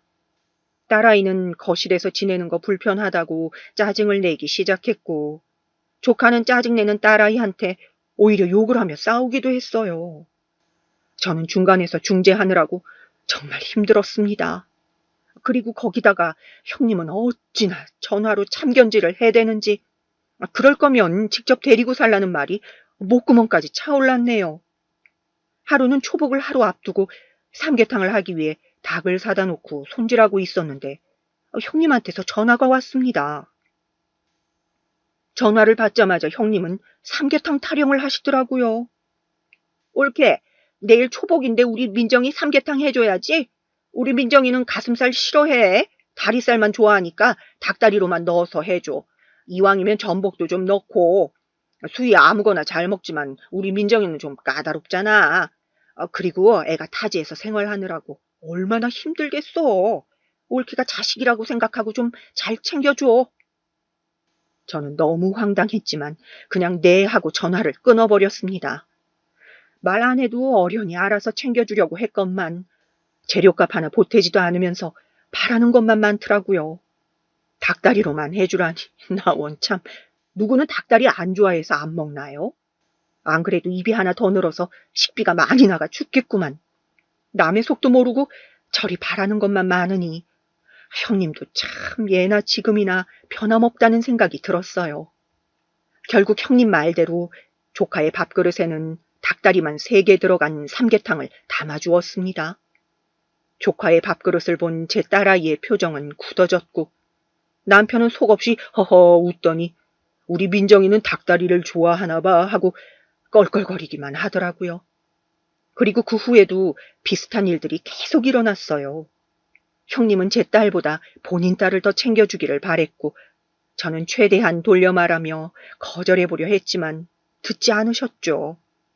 결국 어쩔 수 없이 조카를 챙겨주다 보니 딸아이는 서운함이 쌓이는 듯 했어요. 조카가 저희 집에서 지내는 기간이 길어질수록 딸아이의 표정은 어두워져 갔죠. 처음에는 몇 달이면 다시 돌아갈 줄 알았던 조카는 1년이 넘도록 저희 집에서 나갈 생각을 안 하더라고요.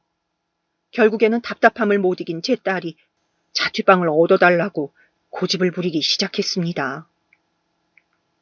엄마, 나 이렇게는 못 살아. 나도 내 방 필요하고 혼자 있고 싶단 말이야. 계속 내 방 민정이한테 줄 거면 나 그냥 집 나갈래. 학교도 멀어서 통학하기도 힘들었는데 그냥 학교 앞에 자취방 구해줘. 딸아이는 20살이 넘은 나이에도 땡깡을 부리며 고집을 피웠어요. 저도 조카 때문에 딸아이가 피해보는 거 너무나 잘 알고 있었기 때문에 자취방을 구해주고 싶은 마음은 굴뚝 같았지만 형편이 어려워 그럴 수가 없었죠. 자취방 구해줄 돈이 있었으면 딸아이한테 1시간이나 걸리는 학교를 그냥 통학하게 두지는 않았을 거예요. 저는 정말 미안하지만 딸아이한테 조금만 더 참아달라고 할 수밖에 없었습니다. 아빠한테 얘기해서 최대한 조카를 내보내는 쪽으로 해보겠다고 달래면서요. 그리고 다행히도 얼마 후 조카는 휴학을 하고 다시 집으로 돌아갔습니다. 무슨 자격증 시험 준비를 한다고 휴학을 했다는데 보니까 공부는커녕 아르바이트만 하고 놀러 다니기만 하더라고요. 어찌됐든 우리 집에서 나갔으니까 정말 다행이었죠. 조카가 쓰던 방은 다시 제 딸 아이가 쓰게 되었습니다. 그리고 조카는 그 이후 자격증 시험에도 떨어지고 학교도 잘 안 다니다가 결국 자퇴를 하더라고요. 조카가 나간 이후에도 형님은 곤란한 요구를 많이 했습니다. 툭 하면 돈 빌려달라, 보험에 가입해달라 하면서요. 형님 아는 사람이 보험 일을 한다면서 자꾸 저보고 보험 가입을 해달라고 하는데 곤란해 죽는 줄 알았어요. 지금 내고 있는 보험도 간신히 유지 중인데 추가로 자꾸 들어달라고 하니까요. 우리 집 형편 뻔히 아시면서 왜 그러는지 정말. 그리고 형님은 정말 웃긴 게 저희보다 훨씬 잘 살았거든요. 고모부가 물려받은 재산이 많아 형편도 넉넉하면서 왜 자꾸 없는 집에 돈을 빌려달라고 하는지 모르겠더라고요. 형님 말로는 고모부가 용돈을 많이 안 줘서 그렇다는데 제가 보기에는 쓸 만큼 쓰고 다니는 것 같았거든요. 제가 명품은 잘 모르지만 형님하고 다니는 거 보면 비싸 보이는 가방에 고급스러운 옷에 누가 봐도 돈 없는 사람처럼은 안 보였습니다. 그리고 저한테 전화할 때마다 무슨 이번에 골프를 치러 갔다 왔는데 허리를 삐끗했다는 둥, 어디 호텔에서 밥을 먹고 왔는데 너무 맛있더라는 둥, 저하고는 다른 세상 얘기를 많이 하시더라고요. 그런 분이 용돈 5만 원이 없어서 저한테 돈을 빌리다뇨. 저는 평생 살면서 제일 비싼 돈 주고 외식해 본 게 동네 고깃집에서 파는 돼지갈비가 다였는데요. 사실 남편이 진작에 농사일을 접고 다른 일을 했었더라면 형편이 조금 나았을지도 몰라요. 남편은 이상하게도 농사에만 집착을 하면서 다른 일자리는 알아보려고 하질 않더라고요. 그렇다고 요즘 젊은 사람들처럼 특색 있는 농작물을 판다던가 인터넷 쇼핑몰로 홍보를 한다던가 그런 것도 없이 그냥 무작정 길러다가 내다 팔기만 하니 그게 돈이 되겠어요? 대규모로 농사를 짓는 것도 아니고 혼자서 가끔 수확철에 일군 또 한두 명만 써가면서 일하는 건데요. 농사가 또 매년 잘 되는 것도 아니니 농사가 망하는 해에는 1년 내내 손가락만 쪽쪽 빨면서 살아야 했습니다. 그나마 제가 동네 주민센터에서 알선해주는 소일거리를 찾아서 하면서 생활비를 좀 버니까 다행이었죠. 그것마저 안 했으면 진작에 우리 식구 굶어 죽었을지도 몰라요. 그래도 딸아이가 대학교를 졸업하고 취직을 하니까 좀 낫더라고요. 딸이 월급 받은 걸로 생활비에 조금이라도 보태고 또 따로 등록금이나 용돈으로 나가는 돈이 없으니 살만했습니다. 이제는 저도 딸아이 결혼을 위해서 돈을 모아야겠다는 생각을 했어요. 사실 다른 집이었으면 진작에 돈을 모으고 있었겠지만 저희 집은 이제야 돈 모을 여유가 생겼네요. 한 달에 많이도 못 모았어요. 생활비 쓰고 남은 걸로 모으다 보니 많아야 20만 원, 적으면 10만 원도 못 모았죠. 그렇게 한 달, 두 달 모으다 보니 어느새 300만 원 가까이 돈이 모였습니다. 아직 딸아이 시집 보내려면 한참 모자란 돈이었지만 생전 처음 돈을 모아보니 뿌듯했어요. 그런데 그런 뿌듯함도 잠시 형님이 또 전화와서 초를 치기 시작했습니다.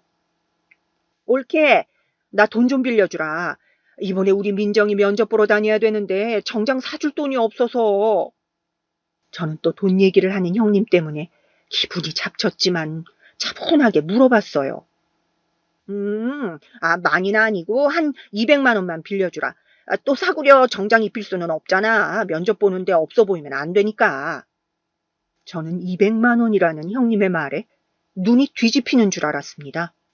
그동안 5만 원, 10만 원은 빌려갔어도 이렇게 큰 금액은 빌려간 적 없었는데 200만 원을 빌려달라뇨?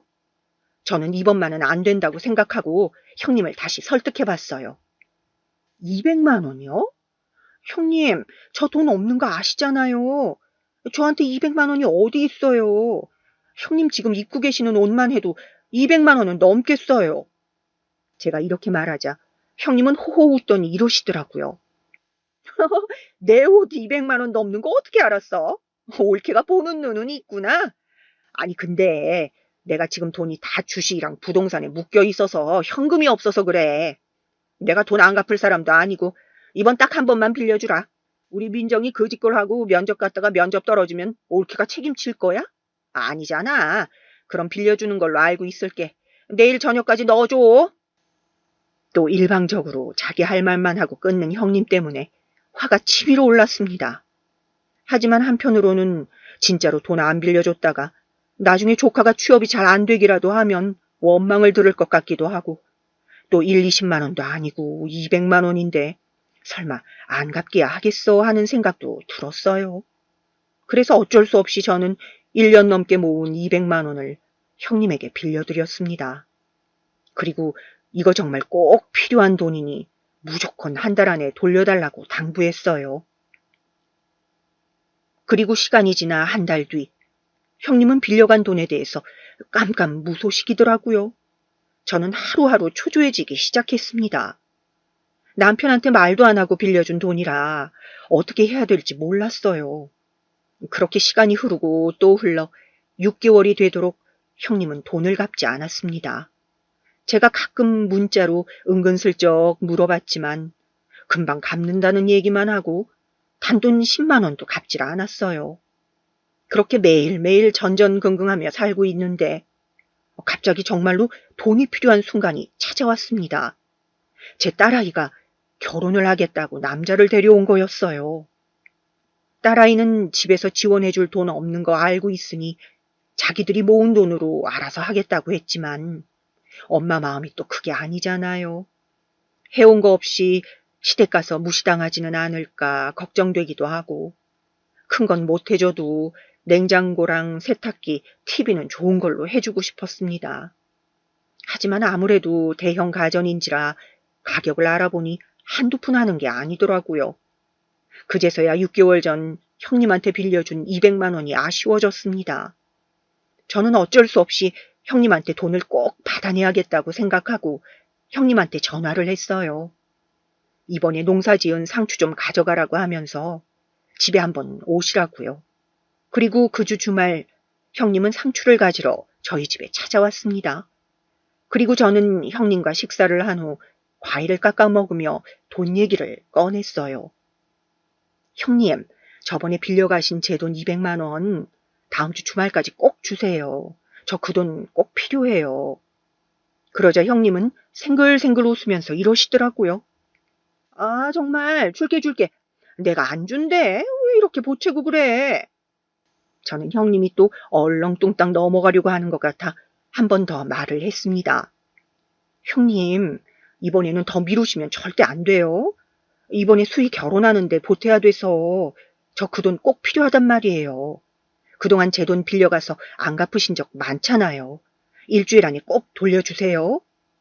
그러자 형님은 먹고 있던 방울토마토를 식탁에 집어던지면서 화를 냈습니다. 아니, 옳게. 가족끼리 왜 이래? 그거 몇 푼이나 한다고? 지금 다 빚쟁이 취급하는 거야? 저는 수개월째 돈을 안 갚고선 적반하장으로 나오는 형님한테 너무 화가 나서 소리를 질렀습니다. 형님, 돈 빌려가서 안 갚고 있으면 빚쟁이 맞잖아요. 도대체 언제까지 저희 가족 뜯어먹고 사실 거예요? 그러자 형님이 벌떡 일어나서 제 뺨을 찰싹 때렸습니다. 그러면서 하는 말이 뭐? 빚쟁이? 너 진짜 죽을래? 가족끼리 돈 빌려가서 안 갚을 수도 있는 거지.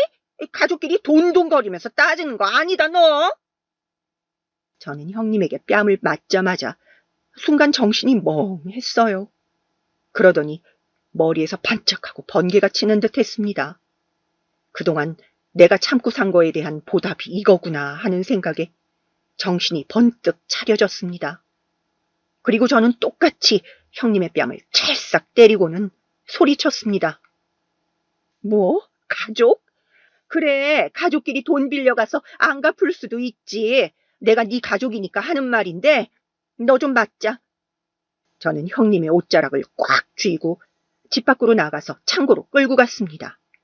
남편이 농사 지을 때 쓰는 농기구들로 가득 찬 창고였어요. 형님이나 저나 힘이 비슷해서 창고까지 끌고 가는데 힘들긴 했지만 사람이 화가 나니깐 젖먹던 힘까지 끌어내게 되더라고요. 저는 창고에 도착하여 형님을 벽에 확 밀쳤습니다. 벽에 부딪혀 넘어진 형님은 창고 안에 있던 각종 농기구들의 험악한 생김새를 보고 기겁을 하더라고요. 저는 양팔을 허리에 짚고 형님을 내려다보며 말했어요. 야, 다시 말해봐. 가족끼리 돈 안 갚아도 된다고? 그럼 난 가족이니깐 너 때려도 되는 거지? 때려도 가족이니깐 신고 안 할 거잖아, 그치? 형님은 제 얼굴과 농기구들을 번갈아 가면서 쳐다보더니 울상이 되어서는 갑자기 두 손을 비비며 빌기 시작했어요. 옳게 미안해. 내가 잘못했어. 설마 나 진짜로 때릴 건 아니지? 돈 갚을 테니까 제발 때리지 말아줘. 저는 저에게 손이 발이 되도록 빌고 있는 형님한테 코웃음을 치고 바라봤습니다. 돈 갚는다고? 참나. 갚을 수 있으면 왜 여태 안 갚았어? 돈이 있으면서 안 갚는 거 내가 모를 줄 알아? 있는 집 자식들이 더하다더니 여태까지 내가 형님 하면서 떠받들어주니깐 아주 내가 우습게 보였나 보지? 제가 이렇게 강하게 나오자 형님은 고개도 제대로 들지 못하고 바닥에 쭈그려서 울기만 하더라고요. 그러면서 한 번만 봐달라고 계속 빌었습니다. 옆에 무서운 흉기들이 잔뜩 있으니 갑자기 잘못한 걸 깨달았나 봅니다. 그런데 그때 창고 문이 벌컥 열리더니 딸아이가 뛰쳐들어왔어요. 시끄러운 소리에 뭔 일 났나 싶어서 들어왔더라고요. 딸아이는 씩씩대는 제 모습과 흩후성이로 바닥에 쭈그려 울고 있는 형님을 보자 무슨 상황인지 단번에 이해한 것 같더라고요. 그러더니 지도 한마디 하더라고요. 쌤통이다, 쌤통이야. 고모, 사람이 그렇게 나쁘게 살면 천벌받는 거예요. 알아요? 그동안 그렇게 우리 가족 괴롭혔으니 이제라도 반성하고 똑바로 사세요. 참, 민정이한테도 취직하기 전에 인성검사부터 하라고 전해주시고요. 형님은 딸아이가 그렇게 말하자 눈물을 훔치고 일어서더니 그대로 열린 창고 문으로 도망갔습니다. 저는 거기서 하고 소리쳤지만 이미 멀리 도망가 버려서 잡기도 힘들더라고요. 어차피 연락처랑 집 주소를 모르는 것도 아니고 어떻게 해서든 돈을 받아낼 생각이었습니다. 그리고 그날 저녁 휴대폰에 띠링 하고 울리는 알람 소리에 확인해 보니 통장에 돈이 입금되어 있었습니다. 무려 500만 원이요. 확인해 보니 입금자명이 형님 이름이더라고요. 참나, 이렇게 바로 입금할 돈 있으면서 왜 그동안 안 갚은 건지, 그래도 또 얻어맞기는 싫었는지 전에 빌려갔던 돈까지 대충 계산해서 500만 원을 입금했네요. 덕분에 생각지도 못하게 목돈이 생겨버렸습니다. 저는 문자로 온 입금 내역을 딸아이에게 보여주었어요. 딸아이는 문자를 보더니 배꼽을 잡고 자지러지게 웃더라고요. 그 못된 아줌마 꼴 좋다면서요. 그리고 저는 그날 여태까지 있었던 일을 남편에게 말해주었습니다. 남편은 형님을 때렸다는 말에 화낼 줄 알았는데 오히려 덤덤한 반응이더라고요. 어이구, 좀 사이좋게 지내 하고 말았어요. 그리고 다음날 딸아이랑 같이 점심을 차리고 있는데 누가 현관벨을 누르더라고요. 이 시간에 올 사람이 없는데 이상하다 싶어서 문을 열어보니 조카가 서 있는 거 아니겠어요? 조카는 과일 바구니를 사들고선 침울한 표정으로 문 밖에 서 있었습니다. 저는 조카에게 무슨 일이냐고 물었어요. 그러자 조카는 조용히 신발을 벗고 거실로 들어오더라고요. 그러더니 과일 바구니를 저에게 건네주면서 이렇게 말했습니다. 외숙모, 전에 이 집에 살면서 예의 없게 굴어서 죄송합니다. 그리고 늦었지만 여기서 지내게 해주셨던 거 감사해요. 그리고 수희야, 맨날 네 거 욕심내서 미안. 조카가 고개를 꾸벅 숙이자 통쾌하기도 하면서 한편으로는 짠하더라고요. 좋은 엄마 밑에서 배웠으면 저렇게 안 컸을 텐데 아이가 뭔 잘못이 있겠어요. 다 가정교육 잘못시킨 형님 탓이죠. 저는 조카가 사과를 하자 기분이 풀려 밥이나 먹고 가라고 다독였어요. 마침 주말이라 가족끼리 먹으려고 김치찜을 했는데 조카가 좋아하는 음식이었거든요. 그렇게 저는 조카에게 밥을 먹인 후 등을 토닥여주고 집에 보냈습니다.